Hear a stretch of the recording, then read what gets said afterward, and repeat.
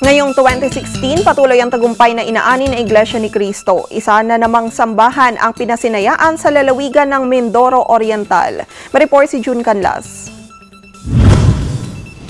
Ang barangay Sibali ay isa sa mga labis na naapektuhan ng bagyong Nona. Maraming ari-arian at mga tahanan na nawasak. Maging sa mga sambahayan doon ay hindi pinatawad ng mapamuksang kalamidad. Isa ang barangay Sibali sa mapapatayuan ng Banggong Barangay Chapel ng Iglesia ni Cristo.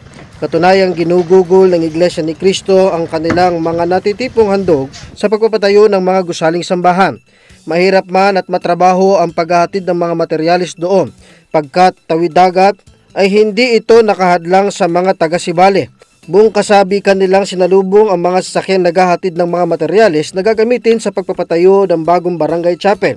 Sa pangunguna ng District Minister na si kapatid na Norberto Fabalena at mga ministro ng Iglesia ni Cristo sa lalawigan ng Occidental Mindoro ay ginabayan nila ang mga kinatawa ng Iglesia ni Cristo Engineering at Iglesia ni Cristo Construction Workers sa paghahatid ng mga nasabing materyales. Bagamat namamalagi pa ring sira ang tahanan ng mga kaanib sa Iglesia ni Cristo sa Barangay Sibali, bunga ng nagdaang kalamidad, ay labis-labis naman ang kanilang naging kagalakan sa biyayang kanilang natamo mula sa Panginoon Diyos sa kasalukuyang pamamahala sa pangunguna ng kapatid na Eduardo V. Manalo.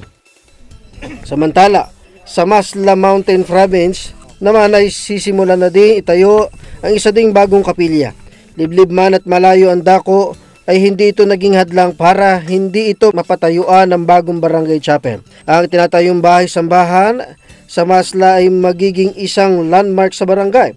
Ayon sa mga barangay opisyal at residente ng nasabing lugar, humahanga sila sa ginagawa ng Iglesia ni Cristo na kahit sa ganito kalayong lugar at itinuturing na bulubundukin ay may itinatayong kapilya. Anila, hindi pa man natatapos ay kinasasabikan na nila ito, lalo na ng mga miyembro ng Iglesia ni Cristo doon. Inaasahan na pagkalibas ng ilang buwan, ang barangay chapel ay matatapos na.